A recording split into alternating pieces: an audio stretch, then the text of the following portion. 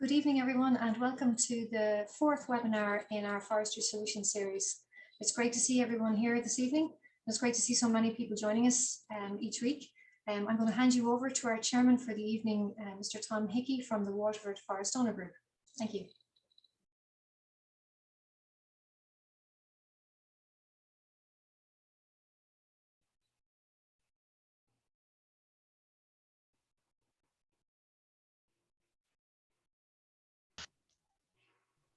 Hello, Alex. Can you hear me? Yes, Tom, Hello. we can. Thank you. Okay. We have you, Tom. Okay. We'll start off tonight, the fourth webinar, and we have thanks to Robert and Lindy O'Connell. They put a film together on camp and retreat, and they're going to show us to increase the range of benefits from forestry.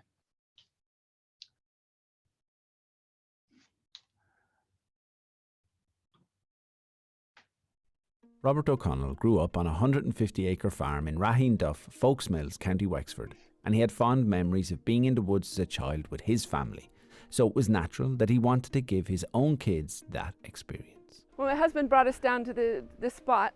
There was this special picnic area that his family would go to when they first bought the land. And then he built a platform and we put our tent on it. It's nice to have the platform to get up out of the mud. You don't have a tent down in the mud, and you have a nice flat surface to sleep on. And so we would camp down here ourselves, and you have the running water, and you're in the trees. The wind blows, and you get the sound in the trees and the birds, and so it's nice place for us to go. Well, it's something would be into myself, and I've traveled quite a bit, and I've seen them in other countries, and it always struck me that I have as nice back on the bottom end of my own farm as some of these places that you would visit. And so originally the tent we're standing next to, I actually built that for my own wife and children as a bit of a labour of love. And we used it for a number of years for the children. And then we had sort of friends and family come and stay in it. And a lot of people, a lot of friends and stuff said to us, you should go make the business of this. You should rent it and that sort of thing. So then we did. We one year we decided we put it up on Airbnb, and it's just gone from there. Setting up a wild camping spot in the woods and then turning it into a farm income with 4 more spots wasn't done overnight. It's done quite well. I mean, we're still building it up. We're still adding. Honestly, we sort of weren't sure what we were getting into when we started. So we started with one, and then after the first year we added a second one, and then third one, and now a fourth one. And we've been steadily ramping it up, but we didn't rush into it. So we've been managing, because we've been doing most of it ourselves. Robert's father started planting trees here when Robert was young. He saw it as a way of diversifying out of more more traditional agriculture. And the sort of wetter parts of the farm he originally put into, and of course the grants are always a major contribution to that, So sort of the lower, his originally would be the lower, least productive area of the farm was put into trees. He more or less told me when he was planning them that he was planning them for me. That it would be up to me to manage them later. Actually, we were talking to you just before that some of the trees behind us actually I sowed when I was in secondary school. So it's very much part of the family business, as it were, now. As the trees were maturing, Robert had found it difficult to negotiate timber sales on his own. But once he joined his local producer group, that headache was solved for him. Well, particularly on the sales part of it, it's very, very hard to get the volume and the quality on your own. If you're not a very large forest producer, it's very, very difficult to get that volume and quality all on your own. Whereas as part of a big group, they can achieve it a much better average price. Setting up the wild camping site as a business enterprise brought its own worries. A bit apprehensive about having people come down, kind of random strangers. How would that work? You know, dealing with different types of people. But we put it on Airbnb because Airbnb is, you don't need separate website design, booking agent, payment, and insurance. It's everything all together. So it's very handy to use Airbnb. Actually, initially we tended to get more foreigners than Irish people. My own experience is that Irish people tend to not have a great a concept of camping. It tends to usually revolve around, you know, a wet tent at Electric Picnic, you know, or with a hangover, and you know that kind of a thing.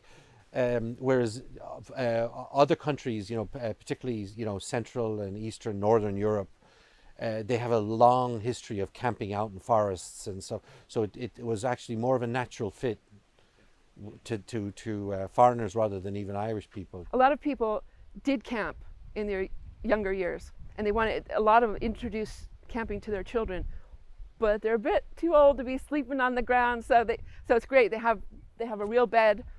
It's kind of all set up. They don't have to have every piece of equipment.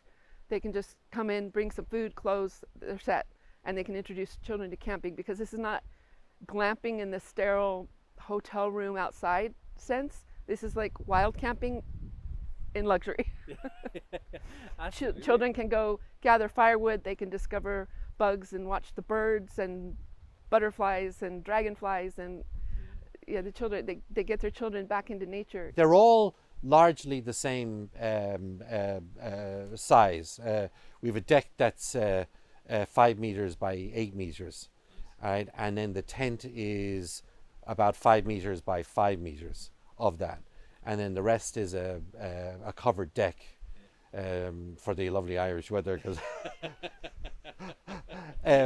so, and then inside, and this is, of course, is based on, because of my own family, it's set up for 2 adults, and then there's bunks for 2 children, and then we have 3 children now, so there's a third bed, a couch that's a bed for 3. Right. So that's the way they're set up, and they're all set up that way. It's exactly that, because that's what we wanted ourselves. We want to be off camping out in the forest. So yes, the closest ones are 150 meters apart. Yeah. So I mean, it's a big forest, or there's a lot of woodlands, so there's plenty of ground. There's no reason to put them close together. So we spread them out. Most people wait a little bit. They don't book more than kind of a week ahead of time necessarily. They kind of wait and see what the weather is going to be like. Some people book for the summer. They know summer's going to be busy. They want to go somewhere in the summer. They do book far ahead, especially repeat guests. We'll book ahead of time, but I don't have the calendar open more than 3 months, because people just don't book far ahead. I have a checklist of all the things that need to be done. Check the CO2 detector, every little thing. We have a checklist, and then the children can help, and I can give them, circle some of the things, and they can do those things. Make the signs, we put the signs up so people know which campsite, they can make sure which campsite they're supposed to be in. Like someone with small children wouldn't come to this one because of the water. Like a 2-year-old, it'd be dangerous for small children. If they had small children, I say the camp 2 with the swings.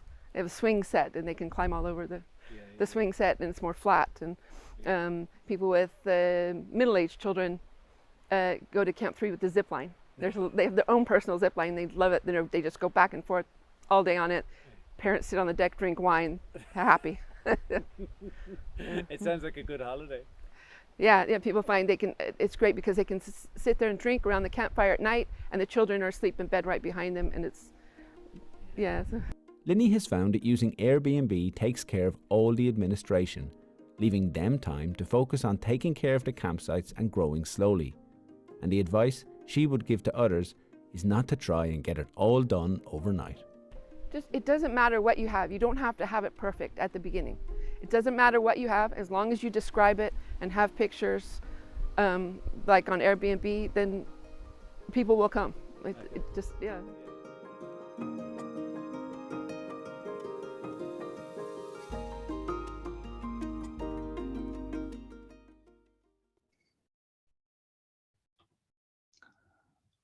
Yes, hello. Can you hear me now? You can, yes, Tom. Oh, yes, sorry. Thanks, Robert and Lindy there, O'Connell, who are members of the Irish Wood Producers, for showing the alternative there. That is in Forestry. That's very good. I think our next guest now is Joanna Brown from Wildtime Forest School. So, Joanna.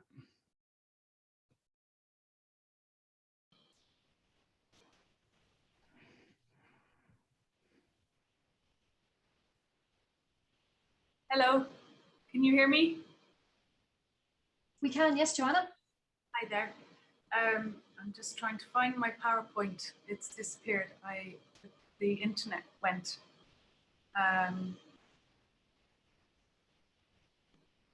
Do you have it there? I don't know where. I'm not sure where to find it. Yeah, would you like us to share it, or we can come back to you in a few minutes if you prefer? Yeah, okay, I'll try and find it. Sorry. We'll come back to you, no problem at all. So we might move on to our next film, which is Tommy Kelly, his cross-country course down in Feathered in County Wexford. And we'll go on to that one and we'll come back to Joanna. Thank you very much. Tommy Kelly's brother Robert planted 150 acres of hardwood and softwood on the family farm in Battlestown, Ramsgrange, County Wexford. Robert had terminal cancer, and when he died, Tommy took over management of the wood until Robert's children came of age.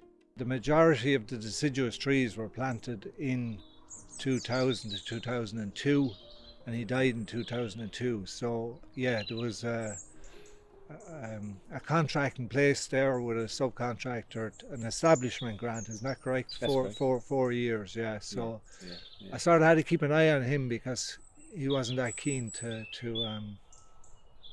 well, I don't know. I think you can't leave these subcontractors up to their own devices. They get you to a certain stage and get the final payment, and that's it. You're on your own. Yeah. But we kept an eye on it here for 10-15 years. Tommy is a furniture maker, and when minding hardwoods, there is one simple rule to live by. Shape early and often. Simple, really, yeah. Difficult, no, but time consuming. If you're interested in timber, yeah, I'm a furniture maker, so you're looking at the difference between a dead knot and a live knot. So a dead knot in a plank is useless. A live knot is difficult, but it's workable and it stays with the timber. Yeah, the dead knot falls out. So that's the problem. You have a hole in your furniture. It would be many years before the trees were ready for harvesting, and an idea slowly took shape in Tommy's mind for another income source from the woods in the intervening years. There was a couple of things going on. I had a couple of daughters who were interested in horse riding, so because I was coming up here spending a lot of time in the trees, my daughters were coming up, so they had a couple of ponies, so we were gathering around the trees and we put up a horse jump, and then we put up a second one, and then we put up a third one, and so forth. So it eventually ended up as a cross-country course for horses, and it was a commercial venture. It grew organically, but you would notice over time that you're going to areas in the forest that you wouldn't normally. I notice now, if I'm talking to people in forestry, there's areas they don't go to for 5-10 years. Even with deciduous trees, which is absolute jungle juice, like, you know, the Sitka spruce, fine. They don't need much help. I had no knowledge of building cross-country courses, so I was going to get it, if you know what I'm saying. Like, there's no point in me inventing it. Like, we were buying books on it, getting cross-country course designers, and I knew a few other people who were interested in that sort of thing, so they steered me through the project. And what were some of those practicalities that you really, I mean, it's one thing laying out the course and for the horses and interesting jumps and all of that, but the other practicalities, like around, like a lot of farmers will be thinking straight away of insurance issues around it. How was that approached?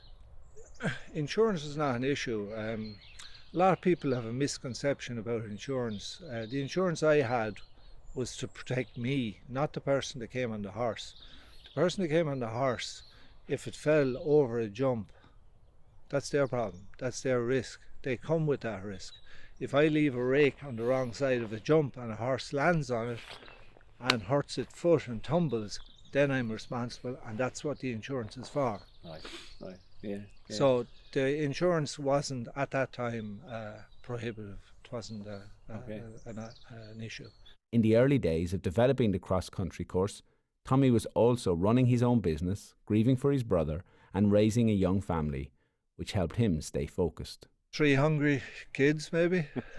That's what I used to say to people when they'd say, well, you know, something didn't work, and I would say, you need 3 hungry children, and you'll become more focused on solving whatever issue you have. But yeah, it has to be a financial decision. I think I started doing the work as therapy to get over my brother's death, to be honest. Okay. So I just came up here and did loads of work.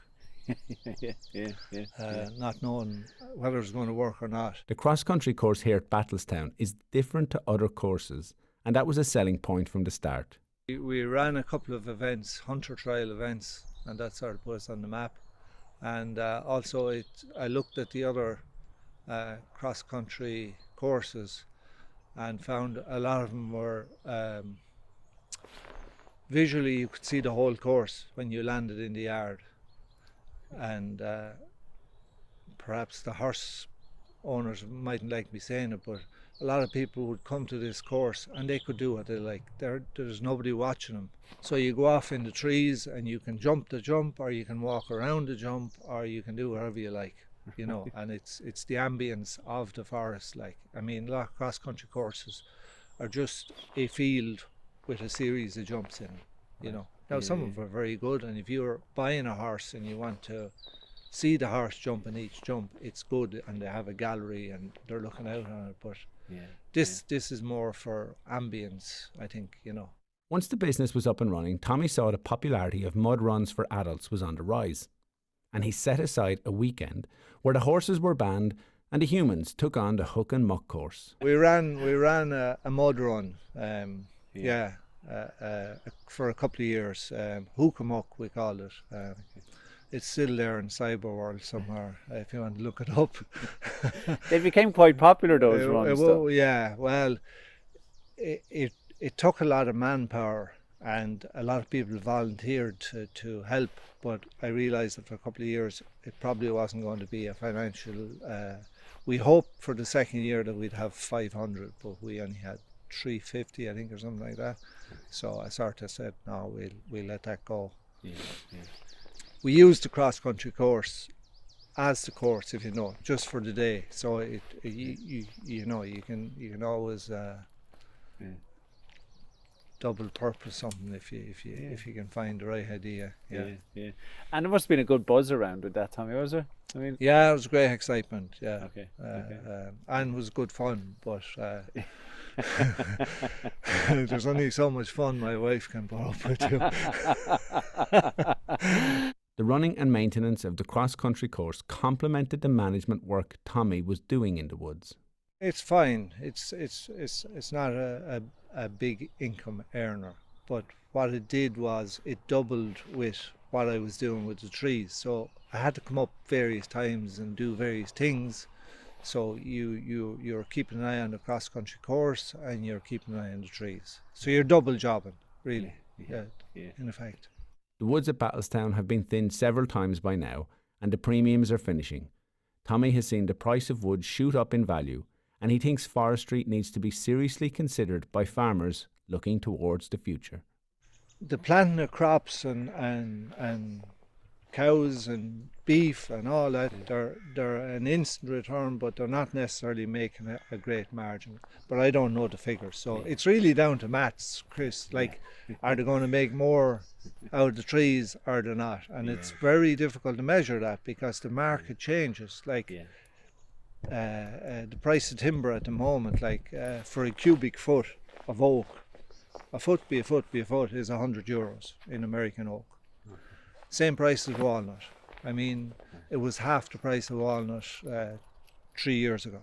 For me, I'm listening to farmers talking about going barley every year and a small return. and they continue to do the same process, I find that difficult to understand. So I don't know. The trees possibly an option. It's so hard to look into the future, but I would say the carbon credits have to be on the table. They have to be coming. Like, if we as humans are going to do anything about our climate and the world we live in, you know. So I would be backing the carbon credits. I think they will come.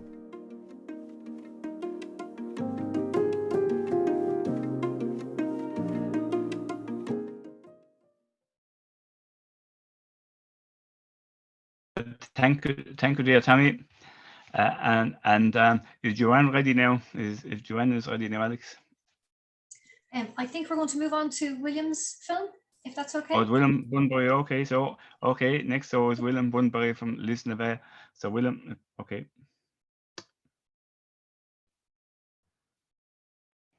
Hello, my name is William Bunbury, and I'm talking to you about the Lisnavagh Timber Project. So we're here at Lisnavagh in the north of County Carlow, which is about 600 acres in all. There would be 200 acres of woodland in amongst that, a lot of small parcels of woodland, mixed woodland, mainly hardwood, but lots of different species within those woods.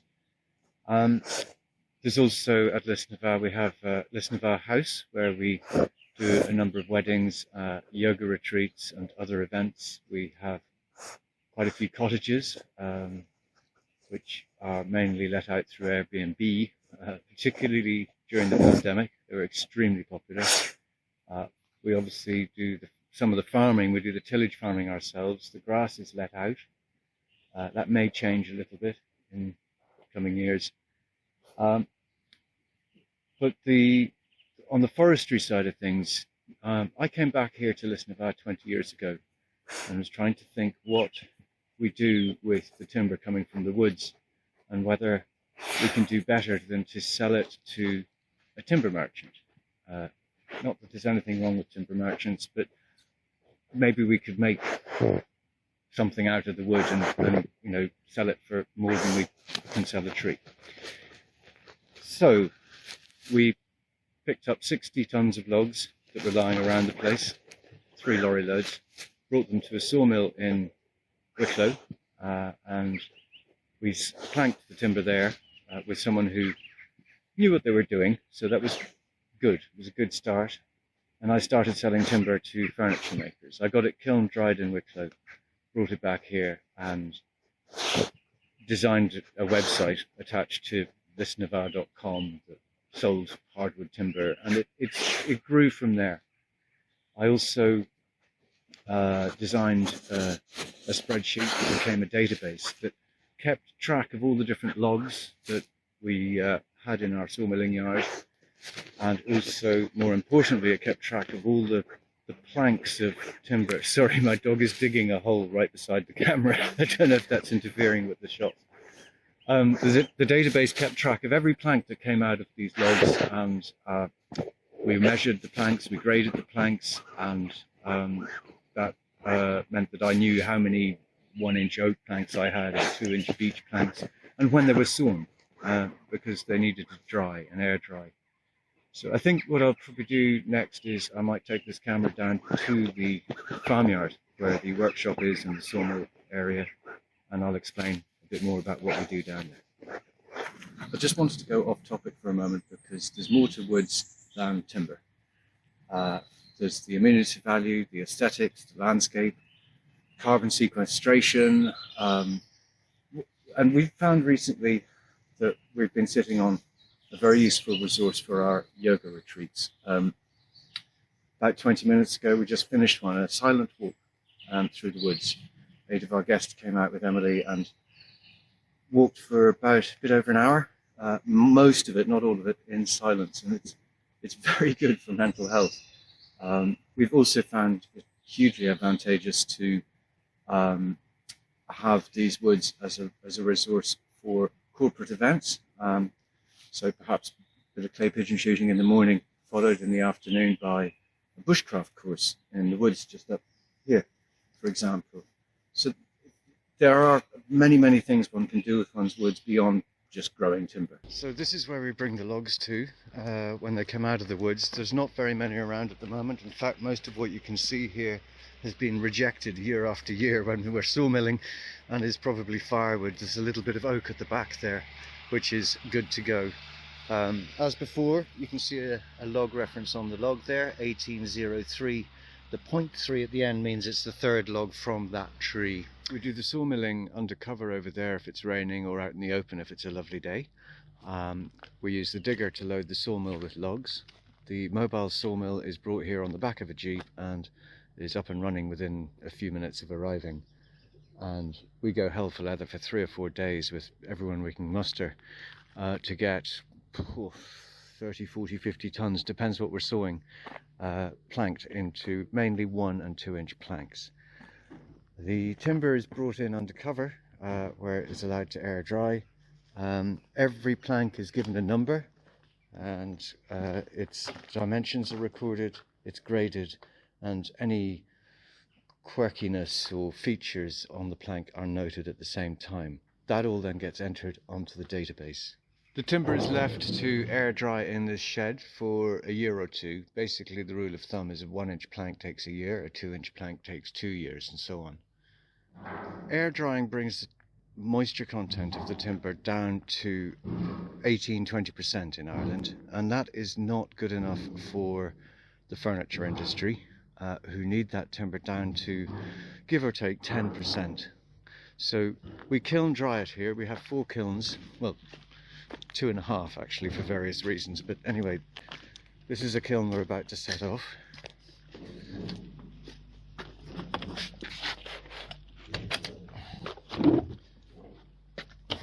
I haven't turned the lights on, but I think you'll be able to see. It's a fairly simple kiln. So we've got some 2 inch oak in here, which has been around for about 3 years actually.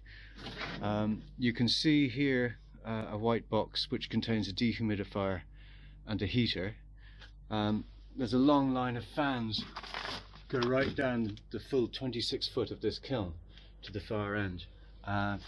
There's about 6 fans plus the heater fan, and that 2 inch material will probably take 4 or 5 weeks, something like that, to bring down to 10%. As long as every sample I take, and I take quite a few, as long as they're all below 12%, and you'll find some are 8%, then I'm fine with that, and that's what comes out of the kiln and is ready for sale or for making things from. Having started the whole timber project in 2001, we was just selling timber to furniture makers at that stage. By 2004, I'd built a small workshop. I was able to make basic things like kitchen worktops, bookshelves and things like that, tabletops, and that was going okay. It was like William's little hobby on the estate. By the time we got to 2008 though, we were trying to up our game a bit, and so we decided we'd make high-end chopping boards that we would get into shops and sell at a good price. And we came up with the name Bunbury Boards through our marketing person, which made me cringe quite a lot to begin with, but I got used to it, and we got them into places like the Kilkenny shop and so on. And this is the workshop in which they were made. I'm slightly cheating because there was actually a different workshop when we first started making them, but this we moved into in 2010. It's a substantial building which we put up especially for the timber project, for it to expand into. A quick run through the process of the timber in this workshop. The first machine it's likely to meet is this 30-inch planer thicknesser made by Wildtime.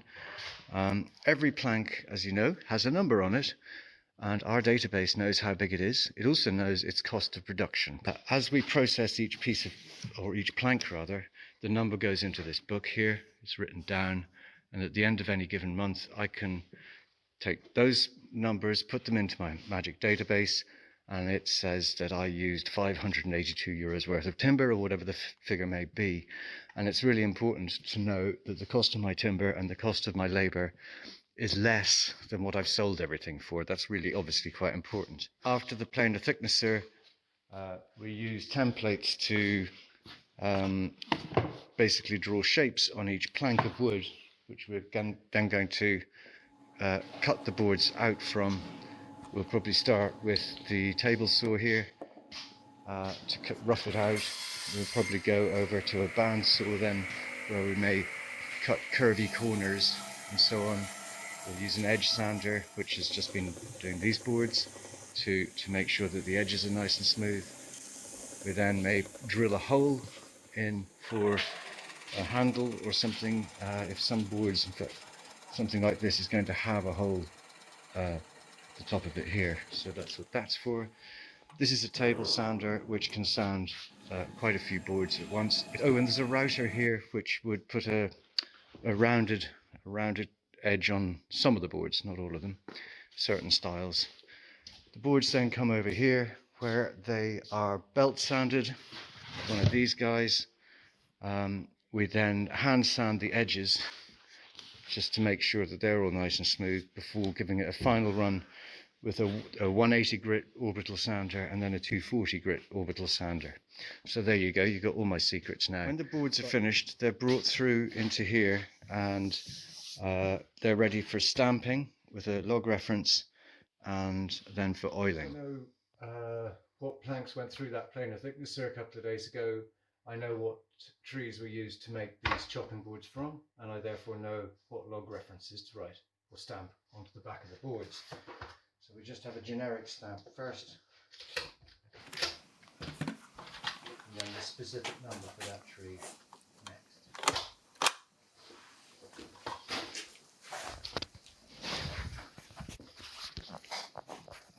That's how it looks. So this is it before it's oiled. It's in about half an inch of oil here. Run a cloth around it. It's now oiled and ready to drip dry. So from 2008 to 2016, we had a fair range of chopping boards in quite a few shops in Ireland, the UK and the States, and it was a marketing success. We were in quite a few shops, as I say, and some quite well known like Marks and Spencer's, John Lewis, Harrods, in Arnott's, Kilkenny shops. So yeah, quite a range of shops. Some would be more garden centre-y, and some would be huge department stores, or say Williams-Sonoma in America, which is I think got 700 and something shops.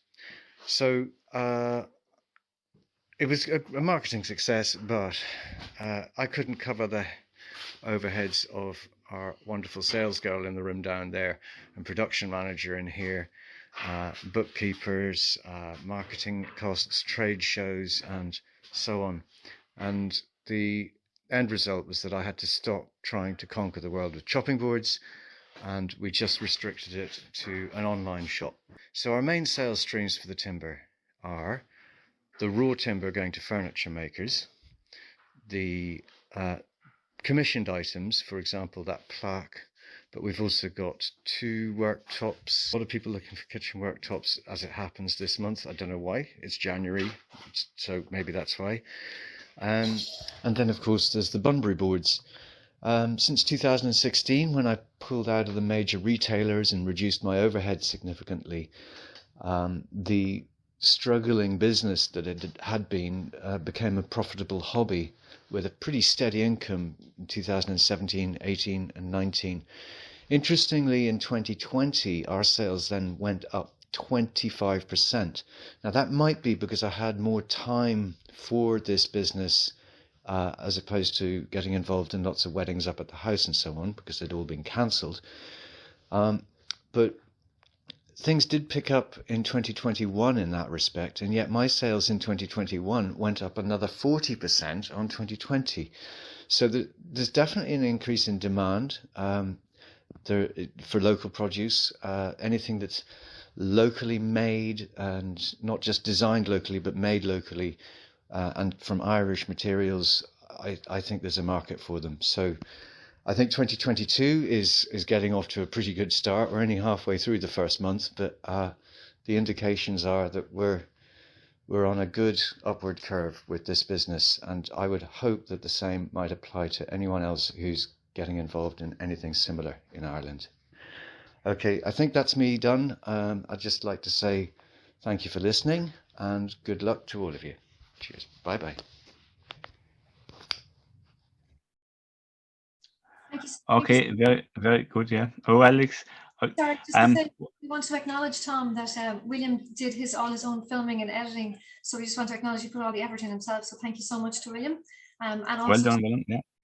Crannóg Media did the previous 2 films, which are lovely as well, so thank you very much to everybody. And you know, the films are lovely to actually bring projects to life and to show us you know, what's actually happening on site. So back to Tom. Okay, thank you there, Alex. Is Joanne ready now? If the Wildtime Forest School. Yes, indeed, yeah. Yeah. Okay, Joanne, walk away. Can you hear me? We can, yes. Yeah, okay. No film with this, I'm afraid. But I'm Joanna, and I'm a trained forest school leader. I trained in the UK and worked there a few years ago before coming home to Ireland. And I have to admit that everybody thought I was stone mad whenever I mentioned forest school. But now, a few years later, there is the Irish Forest School Association and hundreds of trained forest school leaders across the country. I'm passionate about forest school because of the joys and the benefits it brings to children and people of all ages. Luckily, these days, in many ways due to the pandemic, there is a growing awareness of the importance of nature. However, there is a symptom called nature deficit disorder, which is a relatively new term, and it's the idea that human beings, especially children, are spending less time outdoors, and the belief that this change results in a wide range of behavioural problems. Research also suggests that nature deficit weakens ecological literacy and the stewardship of the natural world. There is a lot of evidence also being gathered about the health benefits of forests and woodlands. When one reads facts produced by the UN that by the year 2050, 70% of the world will live in cities, it drives home the increasing importance of our natural spaces. The global megatrends impacting health are the rapid urbanization, digitalization, globalization, sedentary behavior, stressful modern lifestyles, and a huge disconnect from nature. This rising scale obviously impacts the health of the world, mentally, physically, socially, and ecologically. Urbanization and mental illness are linked. The more cities grow, the more people will need nature's therapeutic and restorative role. Specific studies within the last few years worldwide have proved that nature helps. For example, it helps to reduce stress, blood pressure, anxiety. It improves the mood and well-being, enhances cognitive functioning and attention, reduces blood sugar levels, boosts the immune system, improves well-being, and so on. The list is very long. It's a long list of profound positive impacts. Next page, please, Alex. Which brings me on to forest school because it's run in woodlands and natural spaces. So, and there's a little thing on why trees are so beneficial to humans. Very briefly, it's a huge topic, but trees provide for us what we cannot provide for ourselves. They filter oxygen, recycle water, stabilize the soil and store carbon. But they also provide a powerful medicine in the form of phytoncides. These are the natural oils that plants produce and also form part of the plant's natural defense and communication system.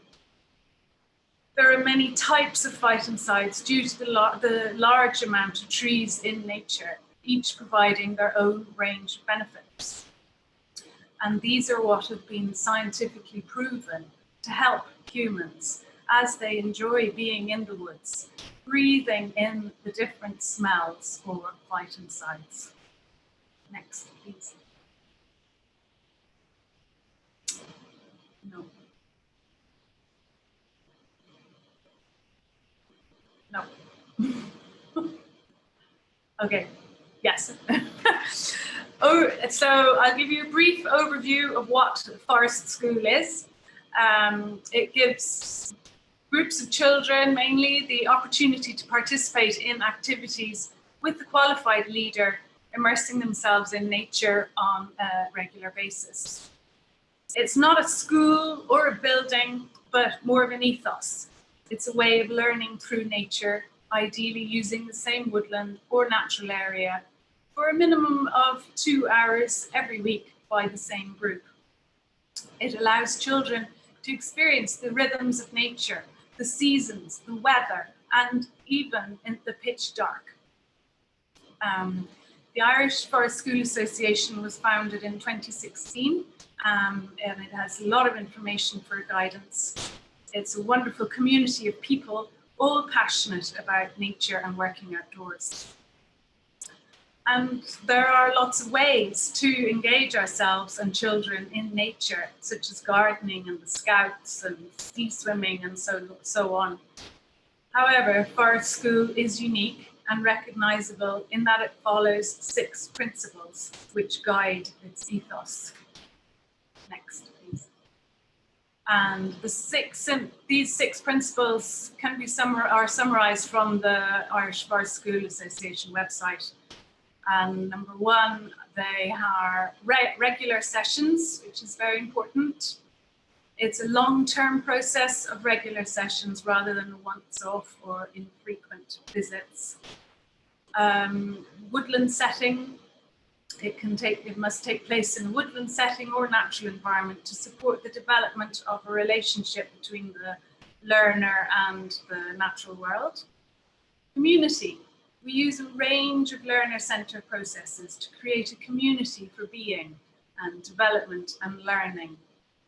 A lot of holistic development, fostering resilience, confidence, independence, and creative learners. And also, very important for these days, Forest School provides the opportunity for taking risks. They're supported risks appropriate to the environment and themselves. And qualified practitioners, they qualify over a year and continuously maintain and develop their professional practice. Next.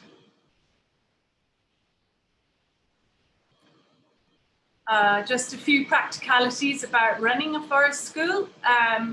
Runs in all types of weather except very high winds, which present danger due to falling branches or flying debris. If it is wet, lashing rain, good old Irish weather, we put up tarpaulins, erect them amongst the trees so that participants and equipment can stay drier. Insurance, forest school leaders must have their own insurance. This covers public liability and enables them to bring groups into the woods. Training now happens in Wicklow and Galway and Kerry or in the UK, and it takes about a year to qualify. Garda vetting is required and first aid training. And what you need is, say, if you're thinking of opening up your woods, you need a safe place for parking. An area with a little clearing with no nettles and thistles and things, for a base camp area for fire lighting and things and little activities. Basic equipment would be a tarpaulin, some bushcraft tools like knife, saw, loppers. Might bring string, flint and steel fire lighter, water container for putting out the fires. And Forest School basically brings positive impact by growing a community We do lots of litter picking in the woods and encouraging woodland management and a general love of nature. Next. Some types of activities. It just depends on the weather and the season, but they range from survival skills, bushcraft, den building, nature games, arts and crafts using natural resources, foraging, seasonal activities, storytelling, singing, exploration and discovery, orienteering, fire lighting and cooking, and lots more. You can run all sorts of different types of sessions in the woods.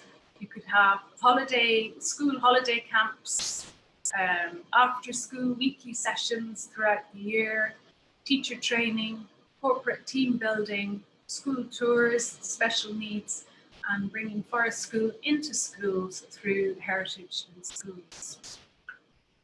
Next, please.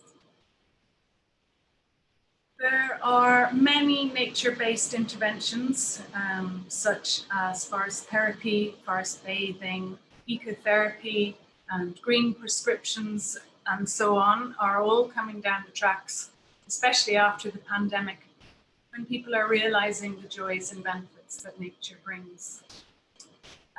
Forest school is great fun for both leaders and children. It is not therapy as such, but it is definitely therapeutic, allowing children to be just kids, having a digital detox, climb a tree, get muddy, run, jump a log, fall on a pile of leaves, make new friends, grow in confidence and resilience, forage for food and cook on a fire. Do things that was normal for children until quite recently.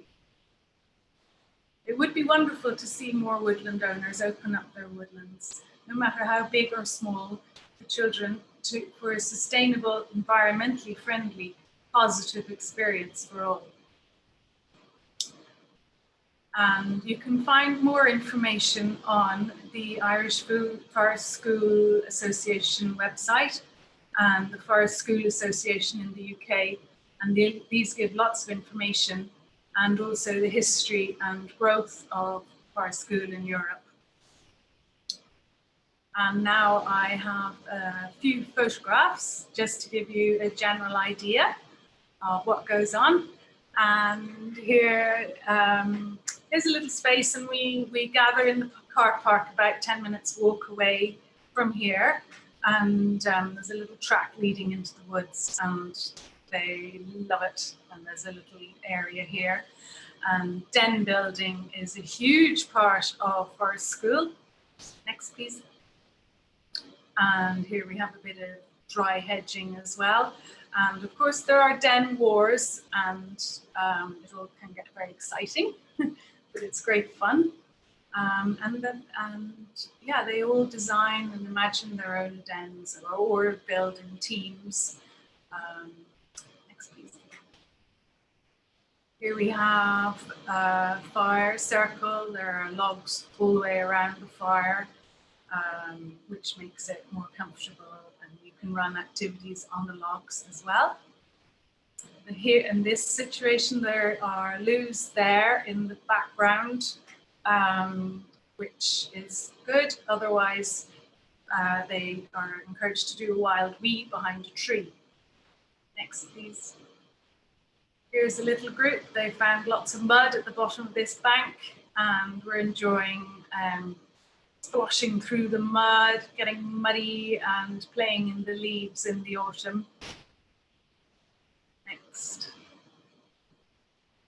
There are lots of seasonal activities. This was a Halloween one, and we brought in a sack of turnips, and they practiced their whittling and carving skills by making these jack-o'-lanterns.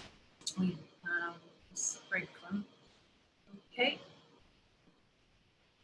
And here we are making natural dyes. I brought in old pieces of sheet, and they were making natural dyes out of blackberries and elderberries and dock leaves, and the yellow is actually turmeric for a bit of drama on them, and yes, turning them into flax, which you'll see in the next. Here we are. Some of them brought in t-shirts to decorate with their natural dyes. They just bashed them with stones and rocks. And yes. Next. Another seasonal activity is making Yule logs. Bringing the forest school leader can bring in a drill, and they drill their holes and put the little candles in for Christmas. And here we were making Christmas wreaths out of the natural resources all around us. Holly, pine cones, ivy. I brought in some red wool, and yeah, great. There's a school. This is being run in a park in the middle of a big town, and it works really well. They've lots of space and grass and lots of games, nature-based games were being played there, as well as the activities. Here's a typical fire circle. The fire safety is very important so that they know how to look after themselves and others while cooking on the fire. We'll be cooking bread or marshmallows there. It looks like marshmallows. And it's a huge part of forest school. And here we have some ropes. The ropes are really good. They learn different types of knots. This is a good game. They've got a rope up high and they're balancing on top of a rope as well. So it's really good for their balance. And teamwork as well.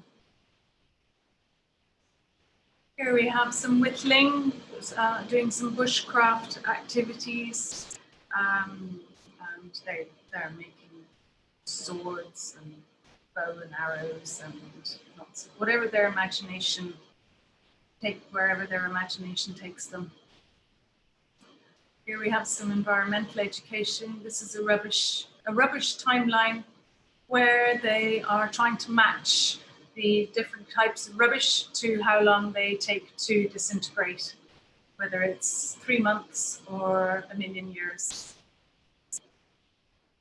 Here we are in the pitch dark, in the pouring rain, and we're still having great fun. Very smoky fire, but in after schools, it takes place after school from about 3:30 to 5:30 or 6. So they wear their headlights, and some of them wear high vises and fire, and it's really good, especially if they're ever afraid of the dark. They overcome it very quickly. And here's a lovely summer Irish day. Pouring rain again, but it doesn't make any difference because we put up the tarpaulin, and they all wear waterproofs and wellies and warm clothes, and there's another tarpaulin for them to sit on so they stay a bit drier as well. This was a storytelling session, and they were taking turns telling stories and things. And here we have some pizzas. They rolled out their own dough and cooked pizzas on the fire. And yeah, great fun. So thank you very much for listening. And thank you, Joanne. Very good, very interesting. And now I think now the time is running on now. If Martin Rafter of Kilkenny lead our partnership there, please. I think Chris, do you need to start my, okay.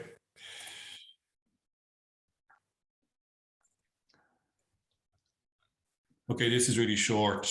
My name is Martin Rafter. I work for Kilkenny Leader Partnership. I think probably a lot of you would have heard of the Leader program over the years. So really it's kind of a bit of the story of that, and just to maybe reflect only in a very short way story of a few of the kind of farm diversification enterprises we've supported over the last programme. So look, we're local. We're what's called a local development company. We're non-governmental, not for profit. We're invested in the socio-economic, the cultural, the environmental and infrastructural development of rural areas, and we'd have sister companies right across the country who mirror the work and would have core programs at the centre of their companies in the same way that we do. So the two pillar programs are the Rural Development Programme Leader, and the other pillar programme is the Social SICAP programme, the Social Inclusion Community Activation Programme. So that works with communities in terms of developing projects or running their own programs, and also then just working with individuals as well. We have a whole series of other programs which some of you would have heard of, such as Rural Social Scheme, TOOS. We have a suite of trails under Trail Kilkenny, a social prescribing project, and we'd have a large scale, we'd be lead on a large scale environmental river-based project called the NOR Vision, which we'd share with sister companies and other counties in the region. We would have had in the last programme between 2014 and 2020 5.7 million euros to invest in projects. We're at the payout stage in that programme now with two projects that were later to be granted funding and are now in the completing stage. And the programme is it's at an interim stage now. So we've got it under that interim programme, we've got 1.5 million to invest, which we would have been awarded last year and have to have committed by the end of this year. And then in that time, I suppose what's going to happen over the next year, or the remainder of the year, is that I suppose a bid will be organised in different ways across different counties for the next round of the Rural Development Programme starting from next year. So the core areas of concentration for the Rural Development Programme is, it's economic development and enterprise development and job creation. And one theme, social inclusion, making rural communities more equitable places so that, everybody has access to the resources that are available in communities, but also looking at communities, looking at the places that have been emptied and the things we've lost over the last number of years, and finding strategies whereby they can be replaced. And we've had some success under that theme with community shops and cafes in a number of areas where we've seen the loss of important services in smaller rural areas. And I think for all of us, climate change is one of the biggest challenges that we're going to be looking at over the next decades, and it has to be, and it is definitely it's going to become an increasingly important priority in the Rural Development Programme and in all the programs that we deliver, and not just in that we'll be investing in environmental projects moving forward, but we'll also would be trying to encourage people to imagine a climate change component in every project that's developed. And I think that's going to become a requirement of everything that we do. So this will be spread across community projects, rural enterprises, businesses, farm diversification, broad environmental programs, and climate change projects. Training and development programs are an important way also of reinforcing some of those activities. So the focus of the Rural Development Programme, it's about improving the quality of life, the social, economic and cultural quality of life, and creating kind of long-term sustainable impacts on these communities in terms of the projects that are supported. And like in that wider context, we look at the provision of alternative employment opportunities for people living in rural areas. And this will be across a range of services. And I mean, one of the key things that we've been trying to think about is, how do we make places more connected and through broadband and transport, and how do we make places more equitable in access to those services, and how do those activities that we become involved in sustain that quality of life and maybe bring people back into these communities as well. And so this is achieved through investment in rural enterprises, a focus on like natural resources, a focus on tourism. I think, it's been interesting. A lot of us have been very tourism focused in this country, and COVID has been interesting in terms of how that's challenged some of our assumptions around tourism and its benefits and its drawbacks, and also about one of the debates that we would have in our company and with the wider membership of the company is that you have to think carefully about tourism and always make sure that in terms of any community and that we are the first beneficiaries of the people who are from the place. And then, and that village enhancement environmental initiatives would all be reinforcing factors in terms of the quality of a place where people live. And so we would also then look at the challenges and complements that might come from on-farm measures. And we have to be careful around that in such a way that we're not straying into mainstream agricultural activities. That's not something we can support, but we can support projects that bring added value to a farm and to the family income. So if you're looking at a project under Leader, and I'm sure a lot of you would know this, we can support projects to a level of €200,000 per project, and that would be to a maximum of, say, 75% of the cost of any project. So, and that will be focused on, say, the buildings and the equipment that will allow you to do things.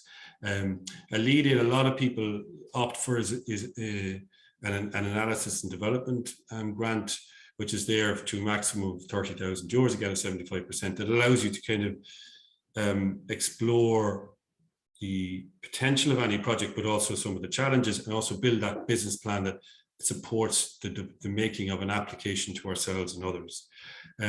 We encourage people to look at a combination of resources. So how do we maximize what's available out there? So obviously every entrepreneur is bring his or her own capital to a project, but also the local enterprise office is there, and they have mentoring supports which contribute to that analysis and development process, the thinking and imagining and planning for a project. But also the Leo has very good employment supports. And all these projects, I think how they often are judged is how do we, in terms of grant aid, that over a number of years, in the follow-up, it's imagined that for every 30k that would be invested, we would like to see a job produced, and that would probably include the job of the entrepreneur, him or herself as well. And the local development companies, we can leverage employment supports for employees through other agencies where people are being recruited from the live register. So there's a suite of connected resources that can be leveraged into any project. So if we look at a couple of examples that in Kilkenny, Ken Walsh, he's a farmer who lives in the foot of Mount Brandon, very close to Craignamad's beautiful town, and the farm just looks right down onto the Barrow Valley, which itself is stunning. So he had an old piggery, and he looked at these little huts initially. So he developed those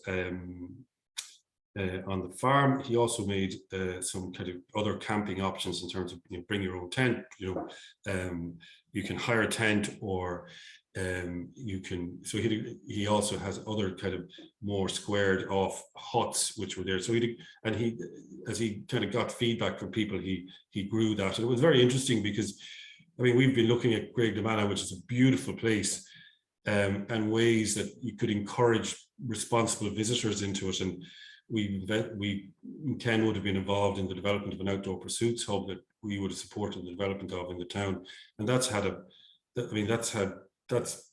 they've just captured this thing around camper van community, and that's become a real success. And the camper van site alone in the town they estimate is leaving behind, the families that come are leaving behind about €1.5 million per year in the town, and then Ken's visitors on top of that. So we're seeing real impact in terms of the economic activity of the town. We're seeing a light impact in terms of the town not being overwhelmed by the visitor either. So, and it's about the type of visitors arrives, and also their good engagement with the town.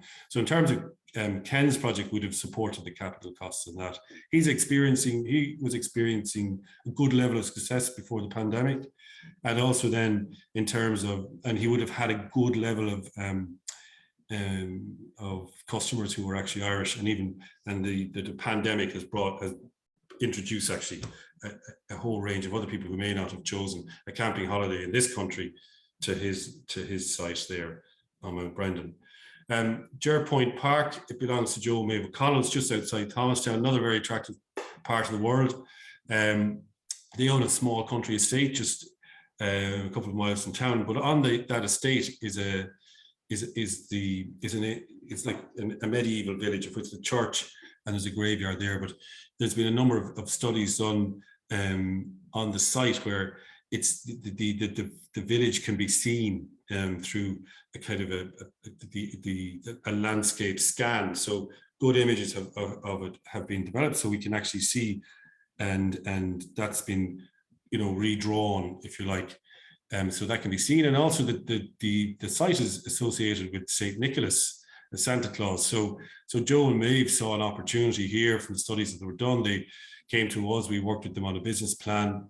They went after a very particular market. They went after the tour operators and worked really hard at it, and have had quite a level of success at that. It takes a good bit of work. Joe will do nearly all of the tours himself. He's a great big character. He loves engaging with people and tells a great story in a very personal way. The site is very sensitive. Their estate is a really beautiful place, and they've actually managed to develop it in such a way that actually the impact on it has been minimal, but it actually allows a good level of visitor access to it, but also good numbers through it as well. Ardare Springs is in the south of the county as well. It's just outside in Mooncoin, and Ned Marr is the developer there. He was a smallholder farmer. He was a taxi driver in Waterford, and he was looking for a change of lifestyle. I mean, he was getting to a point where taxi driving wasn't really for him anymore. He had a small lake on the farm, and he was a keen fisherman. So he would have developed, came to us, and he would have gotten capital funding for the development of the lakes, which you see down there on the right of the screen. He's had a reasonable level of success there. The lakes are tricky to manage, just the ecology of these things, and also then the stocking and all of these things and how they interact. It's been a steep learning curve, but he's done okay out of it, and he's also got on site now a really good quality tackle retail shop there. The Good Farm are the Collins family. They moved back from Dublin to a family small farm just beside the Discovery Park, if you know it. They're at the edge of Castle Comer. They would have administration construction backgrounds. So Laura would have started to rear pigs. Came to us not for actually funding, but came to us for marketing and food compliance support. So we'd have a good level of expertise in that. And she would have leveraged small grant aid under the smaller programs for just her marketing costs. So she has a really tight business where she sells from the farm, but also they've now got a small little trading van, which they bring to the events that we run, the food and kind of social events that we run in the estate yard, in the Discovery Park there, and a number of other places. And she does very well, actually. And she has a very nicely contained business that sits along very well beside her family's life, the small holding, and her husband's job. Mooncoin Beetroot. Now again in Mooncoin, not necessarily, Helen's not necessarily, they don't actually live on a farm, but Helen's from a farm background and her husband's a chef. And they looked at, and she just, I suppose, had worked in hospitality, but just imagined an opportunity just in terms of beetroot, got access to some land and started to grow it, and then started to convert that into beetroot itself, just the preserved product, but also a range of relishes as well. So she's actually got, and what she's done very well is, it's that thing that people tell us all who have got businesses, it's there's one thing imagining it, one thing planning it, another thing building it, but it's the running of it, and it's the sales, the marketing, the administration of the businesses outside of the bit that you like around the production. That's where the complexity is, and this is something that she's actually has great strength in, and is doing really well. But we ourselves would have grant aided the development of the production facility at their home. Ballykeefe, we haven't invested in this business, but we would have a lot of contact with them, and they're part of the kind of what we often think is a really interesting story. I mean, the Ging family live in Ballycallan, just out north of Kilkenny city, a bit, 10 miles north of the city, and they've come and they've made a very back to the farm, made a really serious investment there to develop a whiskey distillery. And like a lot of people who develop a whiskey distillery have started to produce other products, particularly gin, but they're also producing vodka and poaching, and also but the gin is, and I think the vodka as well, is produced to extremely high standard. They've done a lot of their marketing on that is very strong, and the gin itself has a really strong reputation and has done very well. And it's they have this they tell it, they have a particularly interesting story where they've aligned this single estate concept in the production of whiskey and the gin and other products, and aligning that with an ecological seed that runs through the business. So they actually are open to tours, so and they're very happy to tell that story. So it's a very, very, very interesting story. Others include Highbank Orchards, who are a well-established business making apple-based products. Goatsbridge Trout Farm, just outside here in Thomastown, where I am now, very successful trout business. And PSD Agri, a really successful, would have supported them 10 years ago, seed dressing company. And that's my presentation.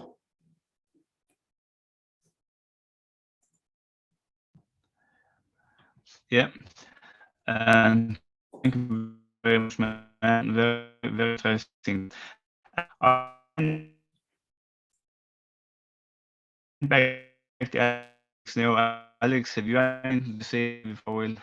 Yeah, I'd just like to invite. Me? I can, Tom. Yeah, we can all hear you. We'd like to invite. I think Tom's his network is dropping. Can we invite all our panelists just to come back to us? Just show your video screen there again, if you don't mind. Thank you very much. I suppose we should acknowledge Kilkenny Leader Partnership were very supportive of local producer groups in the southeast under the Vulcan project.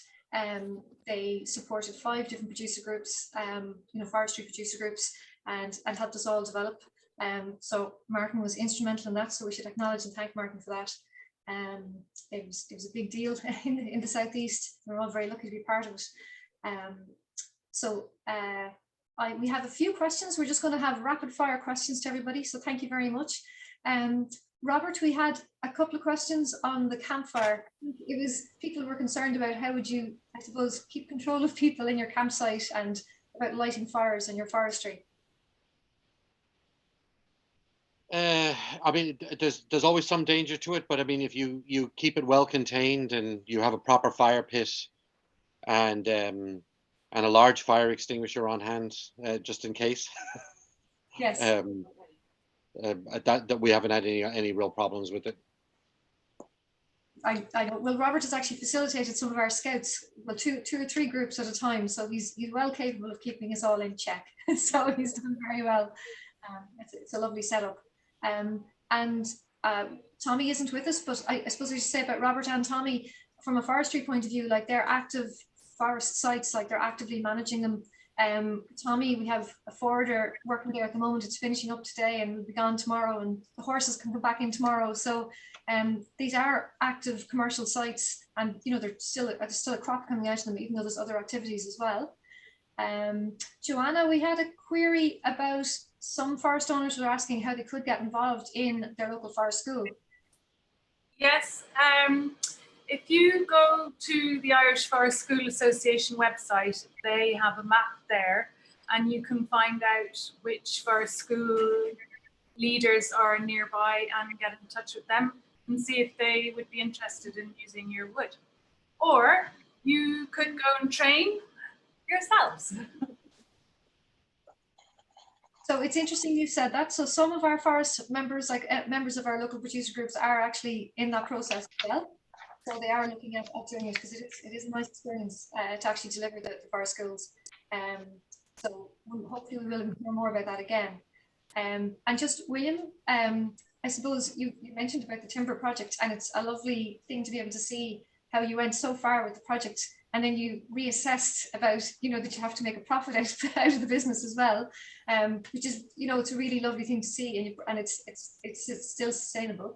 But you might mention that you do actually have a lot of other stuff going on in the estate. You might just, I'm not trying to give you a plug, but it is good to mention that you have other stuff going on as well, if you don't mind. Yeah, thank you. So for most of the last few years, until say the pandemic, if we go before pandemic, I would have probably limited myself to about 10% of my time on the timber project at Lisnavagh, because of all the other stuff going on the estate generally. So as long as it was kind of 10% of the income, 10% of my time, that kind of made sense. Then COVID, what an amazing disruption. I mean, it's a great thing to take advantage of, if I'm allowed to say that, but it allowed me to get into the timber project a bit more. And I was able to see the income rise. And that was quite rewarding. And we needed it. We definitely needed that money. But to actually see it coming in, because I had more time, was very telling. And yeah, so thank God. Yeah, but it's probably, well, 2021 was a kind of weird year as well, but we did start to get some weddings coming in. We had a lot of yoga retreats. People are needing space to get into the woods, as Joanna was saying. We need to get into the woods and get that air and get that space in your mental space. So yeah, we had a lot of yoga retreats, and that was starting to pick up. But the timber was picking up. People were buying local, and then yeah. So this year, 2022, is also looking promising already. So we'll see what happens. But yeah, there is a lot of other stuff going on in my life. But a timber project has crept up to about 20% of it now, from 10% 2 years ago. That's brilliant to hear. That's great. And William isn't saying anything, but he's actually got lovely spaces in his woodland as well. He's got a giant kind of pergola space, and there's lots of other nice areas in the forest, in the woodlands as well. So he's really optimized it. And then, sorry, I'm coming back to Martin again. So Martin, I suppose before we started this evening, I had phone calls from forest owners with ideas. And I suppose a sum up of, after this webinar is, to do a lot of research on all the, other projects, if you've got an idea, to basically look at what is happening in our own country. And I suppose now we can look further afield online and even arrange meetings in other countries, on Zoom calls, just to figure out what's going on there, and to try and come up with a business plan. If people are coming up with ideas, and see if it's feasible economically, infrastructurally, and then there might be legislatory requirements with planning and stuff as well, but just to see what's available if people do have ideas. Yeah, I mean, I suppose the best, each leader company approaches things slightly differently, but if you're getting people who are interested, it's well worth, each leader company has an expression of interest form that can be found, and you can kind of send in a bit of the story of what you're thinking, and that has to be kind of considered in terms of eligibility. But there are different ways of doing it. One of the things I would do if I was developing a business, I would contact the leader company, say that this is something that we're thinking of doing, looking at the funding timelines. But the local enterprise office resource is excellent. They have, if you have a concept like the the campsite in the wood, and you have a sense of what that's going to cost. But you need probably a little bit of assistance from a technical perspective in terms of, okay, I need to do some financial modeling around this. You know, you can get a free mentor from the local enterprise office to do that with you. You can get a marketing mentor who will work with you to explore the potential markets that would, you know, what your customer would look like, the likelihood of them turning up at your site or whatever, or consuming your product. I mean, I think sometimes just the important part of doing it is having somebody who asks you a few questions about, you know, what is this likely to work, how to work, you know, is it going to make money, you know, is it going to impact on other parts of your life or the income on the farm or whatever like that, and it, you know. And another pair of eyes to look at figures and yeah. No, thank you very much, Martin, for that and for steering us. You know, there are supports there if people, sometimes they think they have to go alone or, you know, try and experiment, but maybe they can do some, but, you know, before they get too serious about the whole thing. So there's loads of ideas, and I just wanted to thank everybody for all their input today. It's been really helpful because we do actually get a lot of, you know, inquiries about what else people can do on site. So it's been really helpful to see such positive projects. So thank you so much, everybody, for your contributions. I'll pass you over to Tom. Okay, thank you, Alex.